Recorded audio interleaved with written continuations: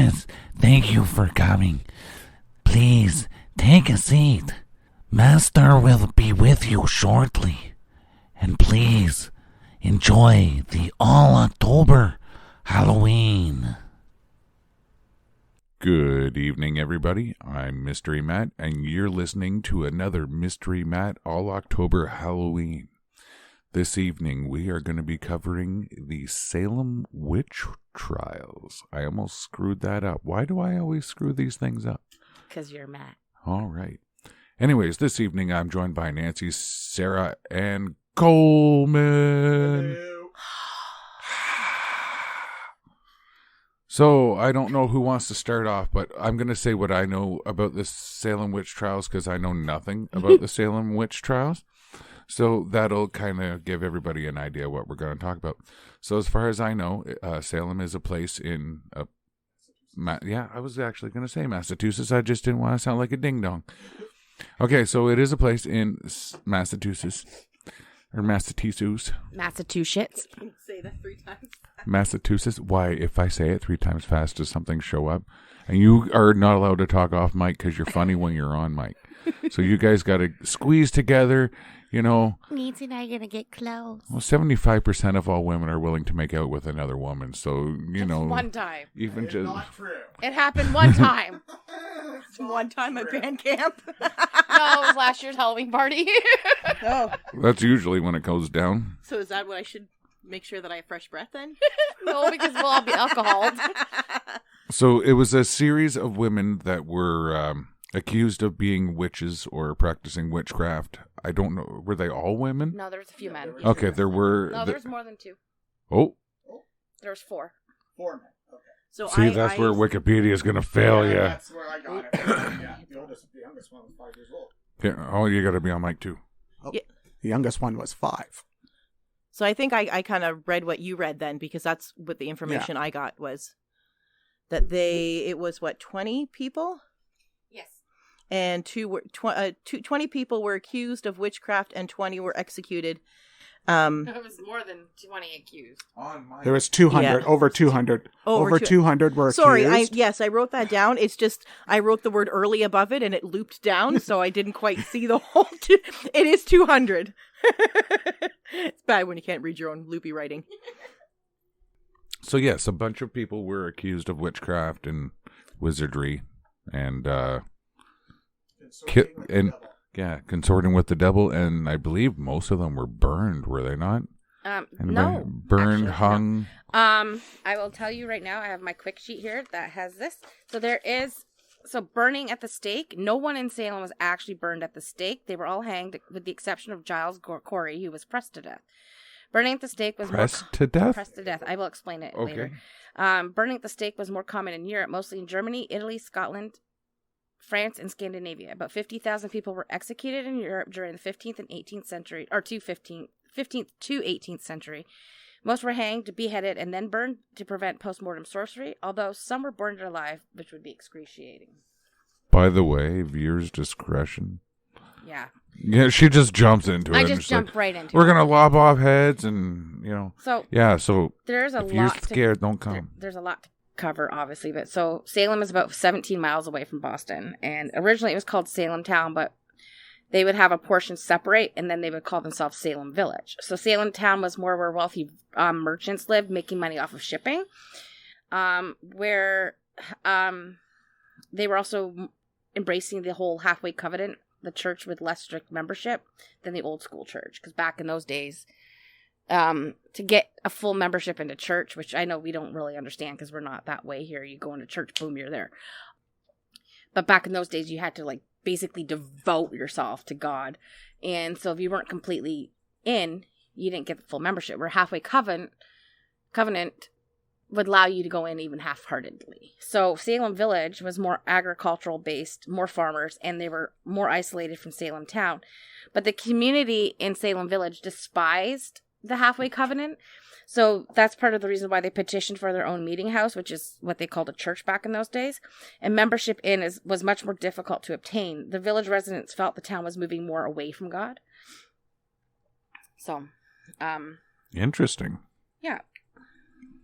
Well, even when we talk about religion now, when you said about being fully devoted in order to be, like, you can go to church and not be really a member of the parish, but you do need to go through, like, if you want to be a full member, you do need to go through, like, the baptism and the classes and all of that.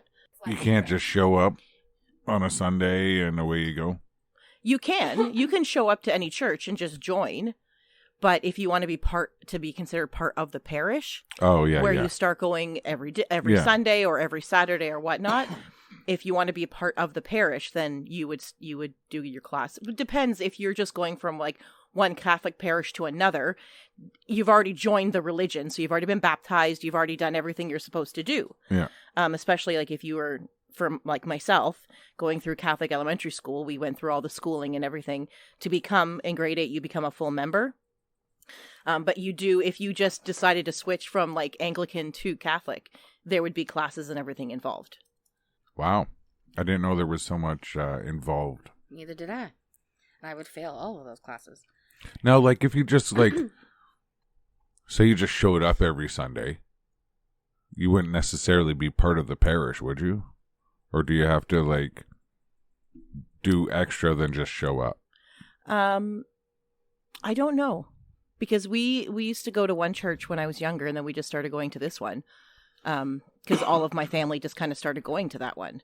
And so then we just became parish members. But that was because we were already... Like when you become a parish member, do they put your name on the list or something? Or... So I know I usually at church you give an offering.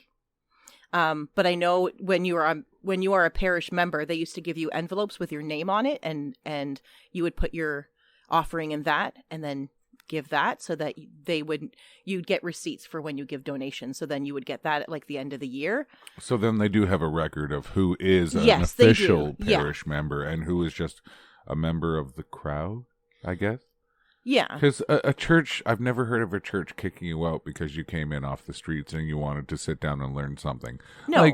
Like if you're respectable and you're going in there to see what it's like, to see, Yeah, but usually everybody's got their own reason. The priests or the clergy will know kind of who they see all the time.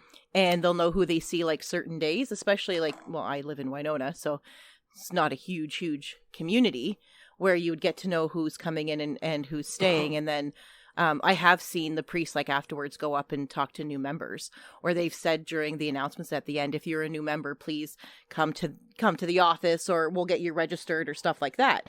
But I know if you wanted to switch from one religion to another, there would be classes. I don't know if they would make you get rebaptized, because in a lot of the religions you already are baptized. It depends on what you were baptized as. So baptism is the first rite, and it's in order to exonerate or cure you of the original sin, which is the Adam and Eve and the nakedness, because you're born naked, right? Oh, no. And so that's what baptism is.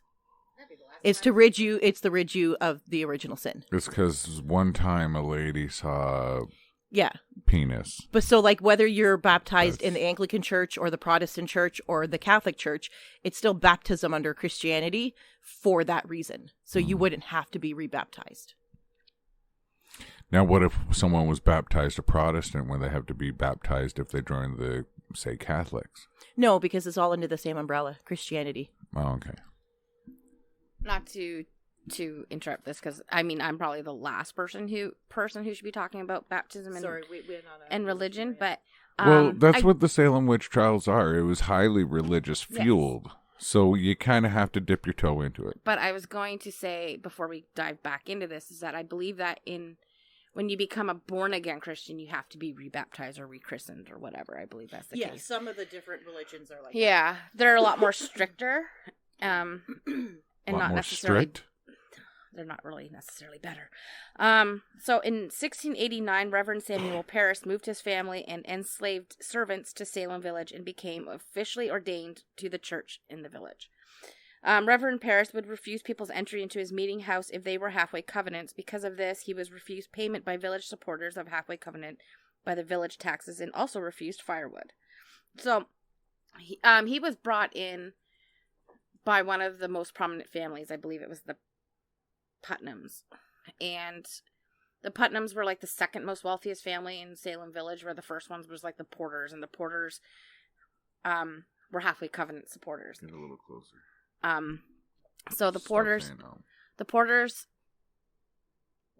supported the halfway covenant, and because they were refused entry into Reverend Parris's meeting house, they took it out on him by not paying him through the town, like the village taxes, and because they also owned 3 out of the 4 sawmills in Salem town, they refused him firewood to keep his house warm. Wow, so they just screwed him over. Yeah, so that actually is an important detail to remember going forward, because a lot of this is a lot of finger pointing at families that people just don't like. Oh. Yeah. So Reverend Parris lived with his wife, 3 children, and his sister's 12-year-old daughter. I believe, I'm not sure if this is true or not, but I thought I read somewhere that Reverend Parris's niece's mom and dad were killed in an Indian battle or takeover. What do you call them? Raids. Thank you, Coleman. But I'm not sure if that's true, so I kind of left it on my notes. I just kind of put it in the back of my head to just mention. Yeah. As an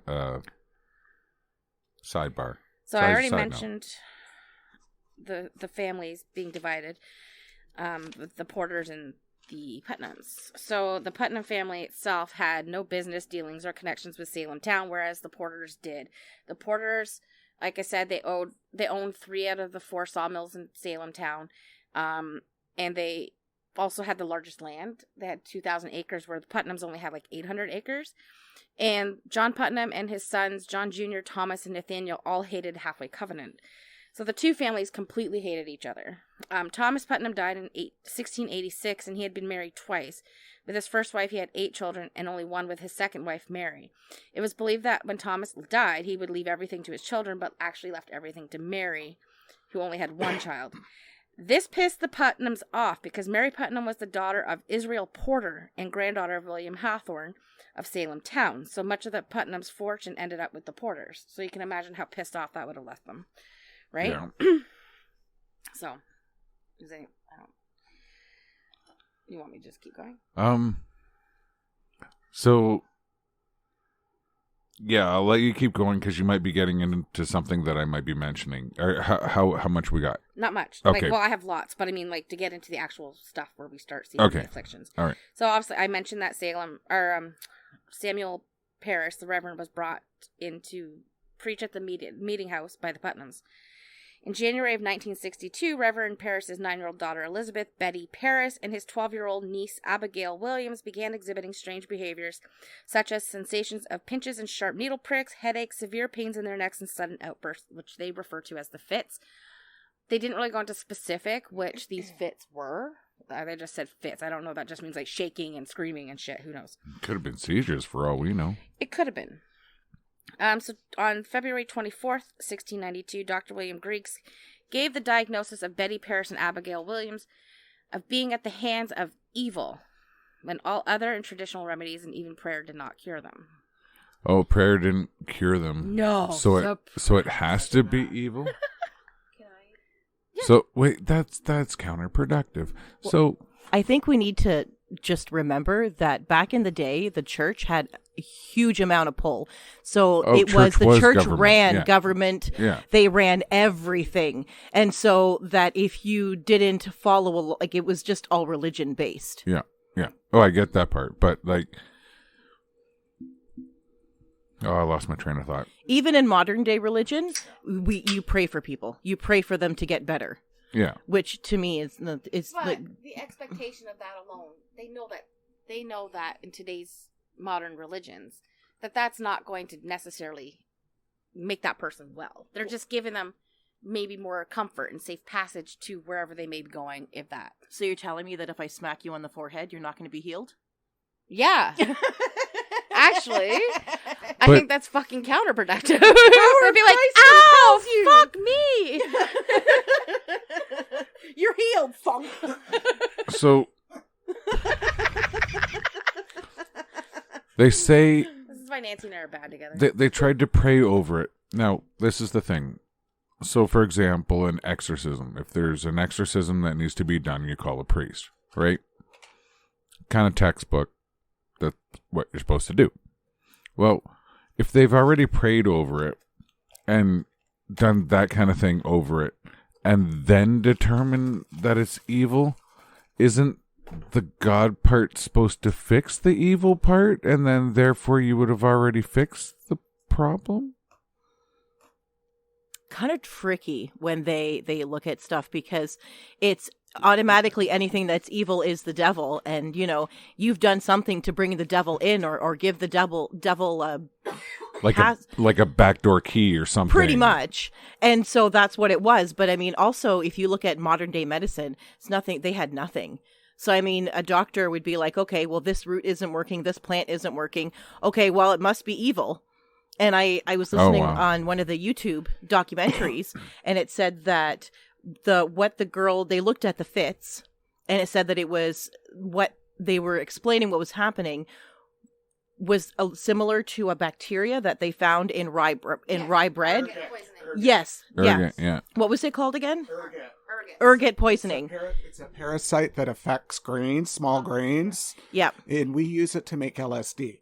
Yes. So that would have had some effect. And animals and other things have been subjected to this before and have these crazy episodes. Yes. And because they didn't know what that was, they would think it was evil. Because they wouldn't see this in every day. And they had no idea about parasites, bacterium, nothing like that. No. And I mean, but they did debunk it, saying that they should have died. If they had this poisoning, they should have died. But then again, you're looking back how many hundreds of years to guess. So Yeah. It could have been different back then. Yeah, there's no way to know. But they did say that was Sorry, switch. No, that's perfect. I'm actually glad you guys brought up the ergot poisoning, because I was going to add on my quick notes. So just to kind of talk about a little bit of the girls here, sometime before Betty, Paris, and Abigail Williams fell ill and started the witchcraft accusations, Betty's father, Reverend Samuel Paris, had done a sermon on demons and witches.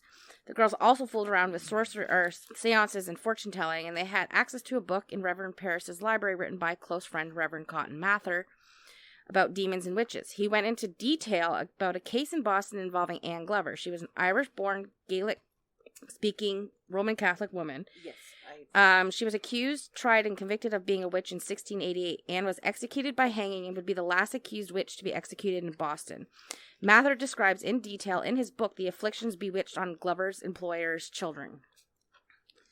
So these kids had access to that. So who's to say that they didn't just say, well, I don't like this person, or I need attention or something, and do this. So the accusations you have to take with a grain of salt.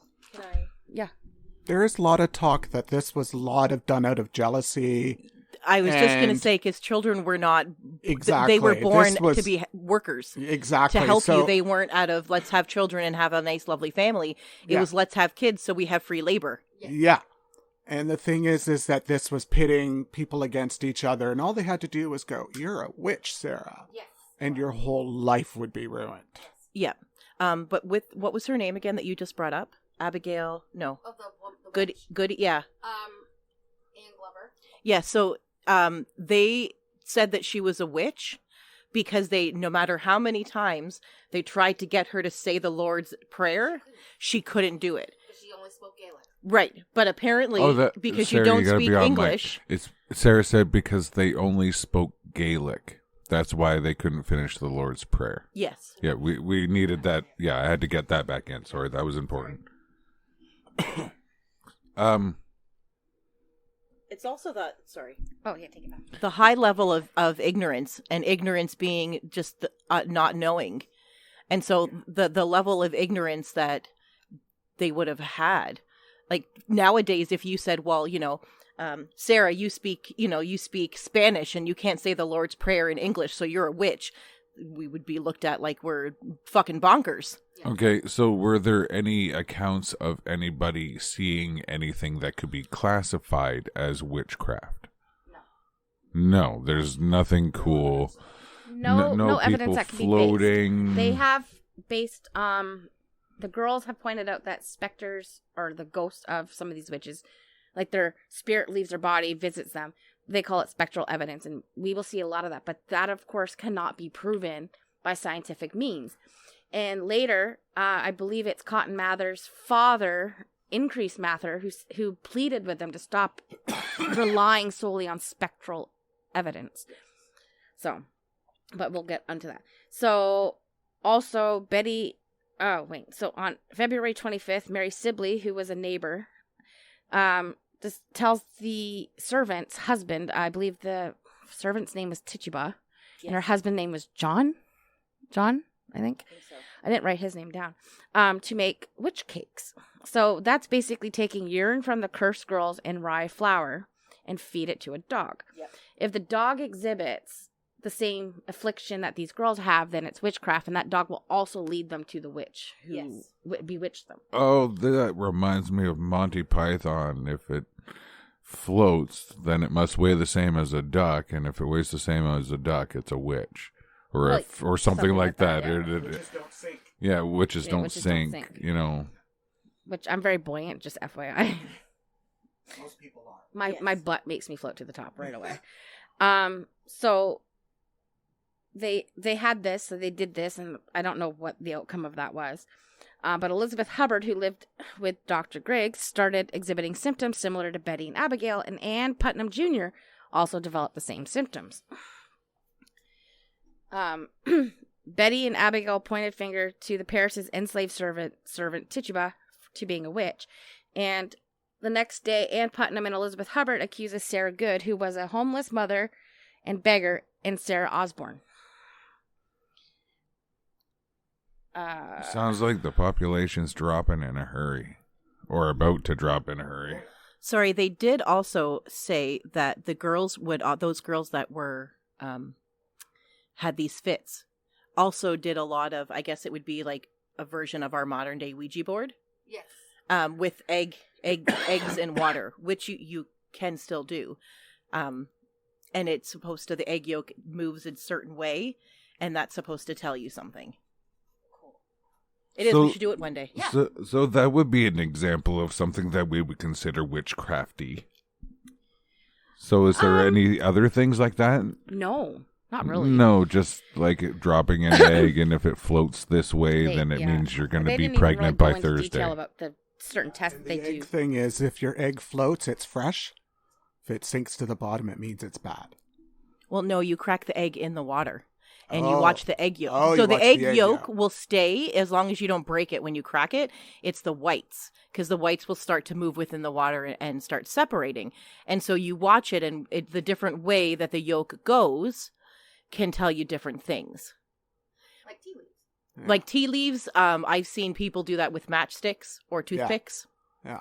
But even like back in the day when you would mix, they didn't consider it witchcraft, but they considered it superstition, where, you know, you had the sewing needle on a string over the pregnant woman's belly. Oh, yeah. To figure out whether she was having a boy or a girl. Or the necklace test. Yeah. A lot of it is superstition as opposed to being like witchcraft. Yeah. But basically they were saying that the egg yolk thing that the girls were doing was just comparing to our modern day Ouija board, which I hope to God you got rid of. Oh, yeah, it's gone. Oh, thank God.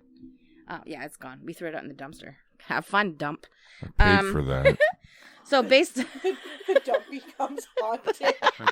Typical man. I paid for that. So, based on the four girls' accusations, Tituba, Sarah Good, and Sarah Osborne were arrested and questioned the next day by John Hawthorne and Jonathan Corwin, two local magistrates. So, Tituba confesses and names Good and Osborne as witches. Sarah Osborne claims her innocence. And Sarah Good says she's innocent, but Osborne and Tituba are witches. So much finger pointing. Like, I don't even know what you make of that. Like, oh, you're a witch. No, you're a witch. I'm innocent. I'm not a witch. But same thing as name calling nowadays. yeah, it's like, you're a bitch. No, you're a bitch. You know, like, you stupid, see you next Tuesday. Yeah, exactly. I said it first. Yeah. So between March 6th and September 16th, more than 200 people were accused of witchcraft and 30 people were found guilty. May 27th, 7 judges were appointed to the Court of Oyer and Terminer by Governor Sir William Phipps. They would oversee the trials, which convenes their first session on June 2nd. Some men and women were simply accused by the girls who were afflicted, like Betty Paris, Abigail Williams, Ann Putnam, Jr., Elizabeth Hubbard, Mercy Lewis, Mary Warren, Mary Walcott, just to name a few, who would doubt them or spoke out on behalf of the accused. So what time period is medieval time? I don't think this 1400. 1400s would be. Yeah, this was after that. And 12 to 1400. and we're just starting into 17. 1600s. We're Yeah. in the 1600s. Late 1600s. 1692. to be 92. exact. That's what I'm saying. So we're almost at 17. We can add a couple years because it probably lasted a bit. No. No? No. So because of the lot Wow. of finger pointing and stories made up against people who had wronged them, not just their so-called afflicted girls, the introduction of spectral evidence was brought in. And I already spoke about that, how it basically the spirit of the supposed witch visited them and tried to make them do shit. So I have my notes kind of all over the place at this point because I tried to break them up into the prominent players to kind of give you like rundowns. So on June 3rd, the 71-year-old Rebecca Nurse, who was an avid churchgoer and respected member of the community, was indicted by a grand jury. Nurse was accused by Abigail Williams on March 19th, who claimed Nurse tried to force her to sign the devil's book. On April 3rd, Rebecca Nurse's sister, Sarah Cloyce, defended her sister, which resulted in her being accused too. Mary Easty, another sister, is brought in on April 21st because she defended her sisters. So that shows you there's obviously a vengeance type thing. Oh, no, I'm right. So you're a witch too. Like, it's very childish. Everything's based on childish accusations. But, yeah. June 8th, Bridget Bishop is tried, convicted, and sentenced to hang. This would be her third time being accused, as Bridget was first accused in 1679, but the charges were dropped. But then again, in 1687, she was accused, but this time she was acquitted. However, the third time was not so nice. 2 days after her conviction, Bridget Bishop would be led up to the gallows in front of the entire town and be the first to hang in these trials. Can you imagine that, though? Like, can you imagine that being like, well, fuck, here we go again. Yeah. What do I got to do now? Yeah, all right, well, 3 times. yeah, like what, third time's like, that's ridiculous. Yeah. And she was an avid church Yeah. goer? And a Yeah. respected member of the community. So who was accusing her? Just like random Kids. people? The kids. Girls. Then why listen to the kids? Kids are dumb. Especially these kids. Agreed. You know. I agree. So on June 29th, Sarah Good, Rebecca Nurse, Elizabeth Howe, Susanna Martin, and Sarah Wilds were all tried, but only Rebecca Nurse was found not guilty. The rest were not only guilty, but sentenced to hang. But Rebecca Nurse wouldn't be let off so easily. Her accusers and trial spectators protested loudly and had her conviction overturned, and she was then sentenced to death. Sarah Good, who was one of the first 3 arrested, had a baby who died in jail while awaiting trial, and her 4 or 5-year-old daughter, Dorcas, who was also accused of witchcraft, was arrested and examined on March 24th. And this 4 or 5-year-old gives these answers that apparently get interpreted as a confession. I'm sorry, what was the one girl's name? Dorcas. All right. In some places, it's written down as Dorothy, but 4 or it's actually 5-year-old 4 or 5. are the ones that are accusing? No, she was accused. Yeah, the youngest one was 5 years old. And was accused She was accused of witchcraft. How? I don't know. And her answers to the questions were interpreted as a confession. She doesn't know what she's saying. 5 years old. She's 5. River walk around saying yabba dabba do. Like, for fuck's sake. You know what I mean? Like A, B, C, D, Lord of Fire! Like, how? Yeah. That doesn't make any damn sense. None Okay. of it made sense.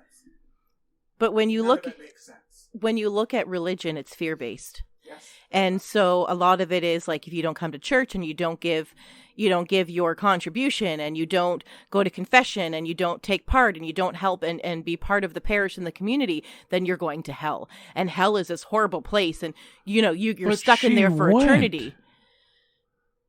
What? But she went to church. Yes.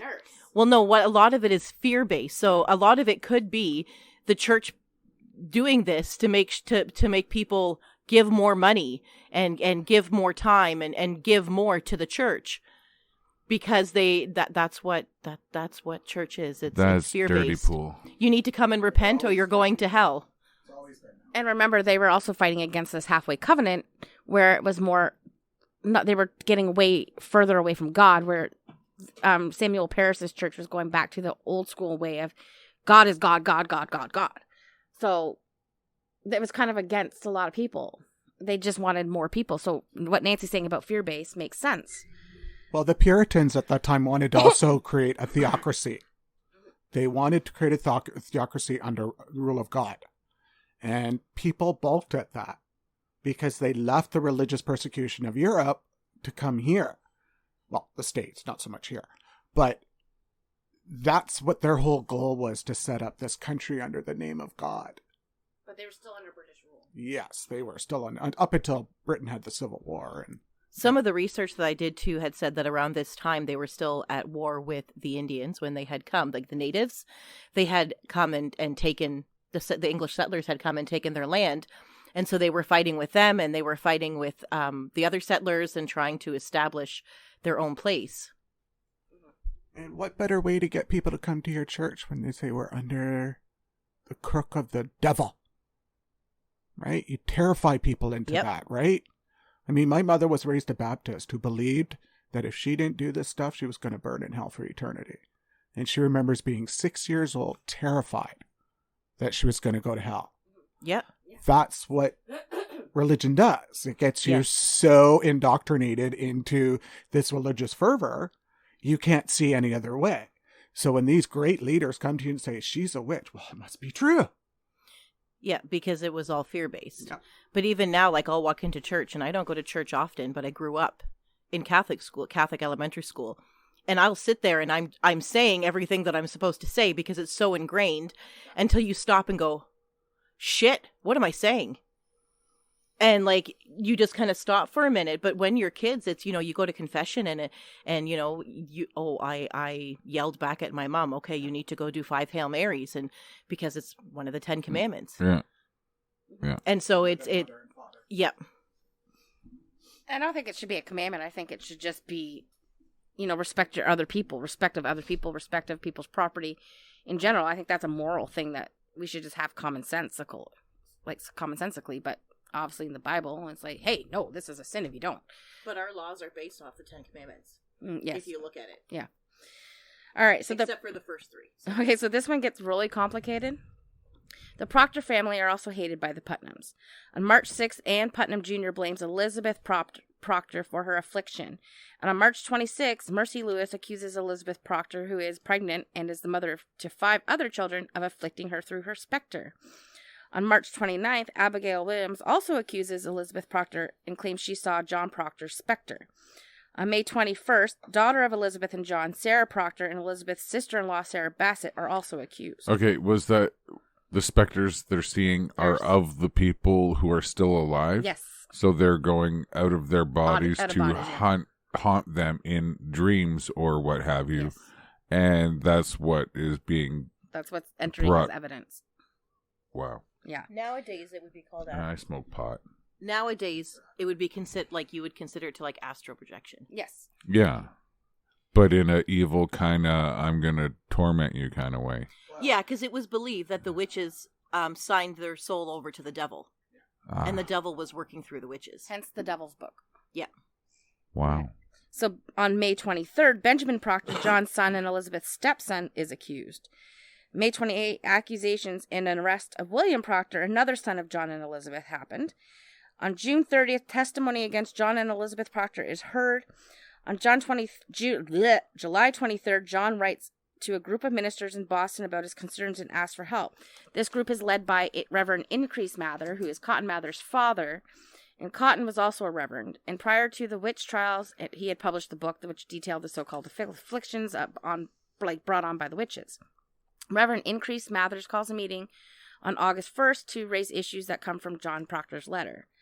On August 5th, the trial juries convict and sentence to death John Proctor, John Willard, and Elizabeth Proctor, who will have a stay of execution until she's given birth. But they all face the death penalty, or I guess it's the death penalty back then. On August 19th, John Proctor, along with Reverend George Burroughs, George Jacob Sr., John Willard, and Martha Carrier, are hanged at the gallows. Luckily, Elizabeth and the other accused proctors will be released eventually when this slows down, as well as a very young Dorcas Good. So she doesn't get hanged or anything, the little girl. So yeah, the Proctors really had a big target on their back. So I don't know what they did to piss off the Putnam family, but they must have done something. On July 19th, Sarah Good, Rebecca Nurse, Elizabeth Howe, Susanna Martin, and Sarah Wilds are executed by hanging. Sarah Good curses clergyman Nicholas Noyes, "If you take away my life, God will give you blood to drink." Years later, Nicholas Noyes unexpectedly dies, hemorrhaging from the mouth. Oh, wow. Yeah, I thought that was a neat little tidbit to throw in there. I'm like, good job, Sarah. So- and by the way, how come all of these witches are named Sarah? So she literally used God's name back on them instead of the name of a demon or Satan or what have you, and ended up, God's like, yeah, I can help you out there. So here's the thing, right? In Wicca, or in paganism in itself, the main cardinal rule is do no harm or get back 3 times worse. That's actually Wiccan as well. Yeah, well, I said Wiccan Wiccan is paganism, karma, yeah. right? So Yeah. if you do something bad to somebody, it'll come back to you 3 times worse. Yes. And it's this pagan too, right? Because Wicca is part of pagan. But yes, that that clearly happened to this clergyman who was responsible for the hanging. I don't think hemorrhaging from the mouth would be all that pleasant. Yeah, but he probably had bad teeth to begin with. Probably. They were British Lots of them, descent, they right? didn't have good teeth. So Martha and Giles Corey are complete opposite people. Martha is a respected member of the community and avid churchgoer, while her husband Giles is a respected and hardworking farmer, but is kind of a dick. And he isn't very well liked. So one thing they did have in common was that they did not believe in witchcraft, and Giles' solution was beating the girls out of their problems. Both were outspoken against these accusations, so no surprise when in March both were accused. Mary Warren says she'd seen Giles Corey's specter, while both Ann Putnam Jr. and Abigail Williams claim they saw Martha Corey's specter. Abigail claims that she saw Martha sitting in the rafters at church suckling on a yellow bird, while the actual Martha Corey was sitting in a pew not far away. On March 21st, Martha Corey is arrested, and April 14th, Mercy Lewis claims Giles Corey appeared to get her to sign the Devil's Book. He's arrested April 18th.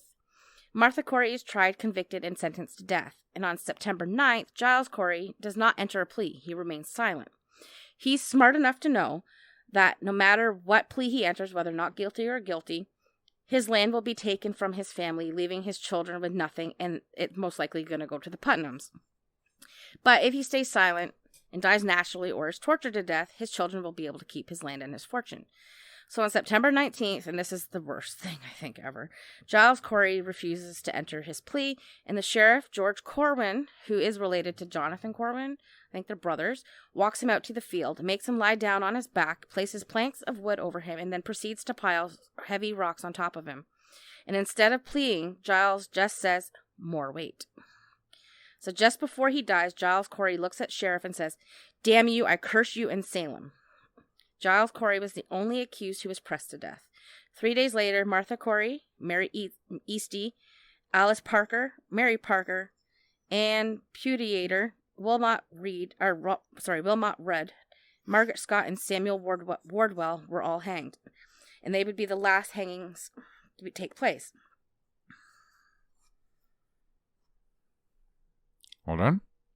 Kind of, sort of, not really, but Well, I'm done with the actual deaths. well, we're at 38 minutes. Okay, so I'll go through this fast.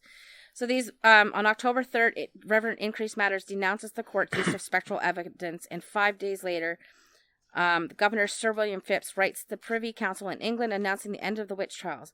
And on October 29th, he orders to stop all future arrests and orders that some of the accused be released.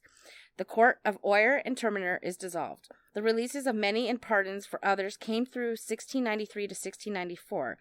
The end of the trials doesn't stop there because so much damage to the lives of the families of the executed, the accused who walk free, and so much more.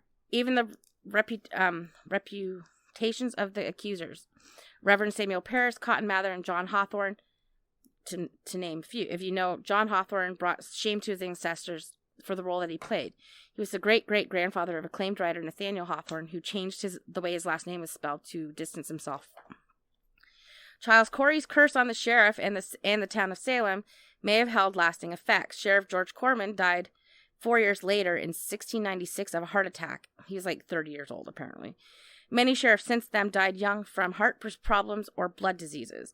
It is said that before any tragedy befalls the town or a person, Giles Corey's ghost is seen in the graveyard, pointing towards the gallows where the hangings took place. He's allegedly seen doing this just before the Great Fire of Salem in 1914. In 1697, the Massachusetts General Court declares January 14th a day of reflection and fasting. Some restitutions were paid to the survivors or the families of the executed. None of the accused were found guilty on actual evidence. They were convicted, sentenced to death, and executed on the word of children, hearsay evidence, and baseless profiling. We see this even in the 21st century. So there was 19 people hanged, 13 women, 6 men, and 1 was pressed to death. Wow. Now I'm done. Craziness. We still kill witches today in Africa and Asia. Oh, I'm sure. Really? Oh, yeah. And with the things going down in the States, I wouldn't be surprised if it starts up again. Oh, exactly. So note to self, don't go to the States. Yeah. So, witchcraft and stuff like that, that's when it really went boom, right? People started to pay all kinds of attention to it. When did it start turning into, like, spells and she turned me into a newt and, like, Yeah. you know, 2 women found frolicking in a field and one of them was floating 6 feet above the ground kind of thing, you know, that kind of thing. I think that's just like superstitions and stories over the years. I wanted to know, how did the Salem witch trials affect how things are today? And I found this blurb, and it said, because of the Salem witch trials contributed to changes in court procedures, which included instituting rights to legal representation, cross-examination of the accusers, and the presumption that one is innocent until proven guilty. I thought that was kind of... It was neat. Yeah. Yeah. Instead of, no, you're just possessed, see ya. Why? Because someone saw your ghost. Well, that was kind of like or the like start... if you're in China, you're considered guilty, but you have to plead your case to prove that you're innocent. Just in the West, do we have this? You're presumed innocent until proven guilty. But even today, you have to look at the fact that That's a brutal. lot Didn't of know the that. times when you go into court as a defendant or as the so-called offender who's being tried, media has already made you. The media has already made you out to be guilty, and so you see the community and that's affected from your crime rallying against you no matter what. And we're going to see that again coming up in one of our true crimes that we're going to kick off season 8 with. We're going to see that very heavily, actually, and it's almost. I think this is perfect timing to do the Salem witch trials because it kind of ties in with the next case we're going to do a little bit, because there's that gang and mob mentality against people who are probably innocent, social panic. And you see that so much, and especially in high profile cases today. Let's say O.J. Simpson was innocent. I don't think he is, but let's say he was, and he is innocent by the view of the court. But people got so involved in that case because of the high profile person who was being accused and indicted that everybody just assumes that he's guilty. I honestly do think he was, but I don't think he was alone either. But you can say the same thing about any cases. How many cases have there been where innocent people have been convicted and died because they were given the death penalty? You know, and it's way from too many cases to count, to be honest. You know, and because evidence back then, the scientific reaches weren't as good as they are today. So a lot of cases are being like, oh shit, that guy's innocent. Too bad we executed him 10 years ago. But they're clearing his name still. But does that help him? No. And it doesn't help these women and men who died. Maybe some of them did dabble in witchcraft. It kind of sounds like some people had some pull. But it doesn't make them evil.